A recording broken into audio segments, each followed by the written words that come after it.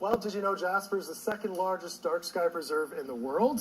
In honor of this, Jasper is also home to the 8th annual Dark Sky Festival. Joining us this morning, Peter McMahon from the Jasper Planetarium and James Jackson of Jasper Tourism. Thank you guys for making the drive out this morning. This is a big event for Jasper, but before we get to the actual event, what is a dark sky preserve? Yeah, so a dark sky preserve is basically an astronomy park where local rules and bylaws defend the night against light pollution from big cities.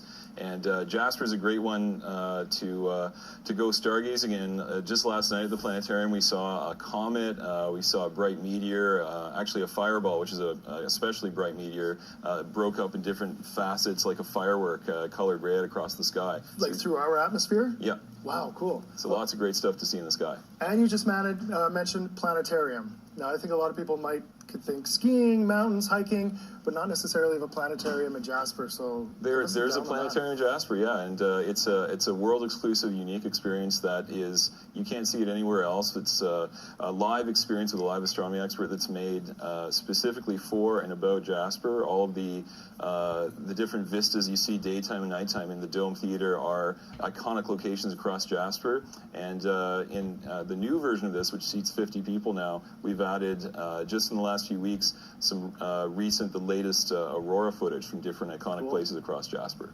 Awesome. All right, so we've got the planetarium, Dark Sky Preserve, and if people haven't been outside the city, the stars so intense you can even see things like the Milky Way with the naked eye. You can see the Milky Way. It's prime time in the fall for aurora season, so you get great views of the northern lights every few days. Not factoring in cloud cover. You can see a good, solid, bright aurora on average every 7 days, and lesser auroras, so maybe every 3 or 4 days on average. Wow. All right, James. This brings us to the Dark Sky Festival, 8th annual. Tell us about the festival.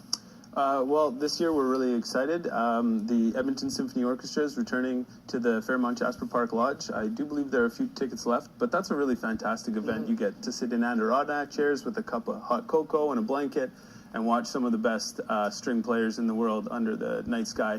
On the second weekend, we've got twin astronauts, Captain Scott and Mark Kelly, coming. They're the only twin astronauts in the history of the world. We've also got Leland Melvin. He was an NFL player first and then became an astronaut. Really? Okay. So how interesting is that? And then we've got Emily Calandrelli. She's the space gal. She is a correspondent for Bill Nye's show on Netflix, too. Okay.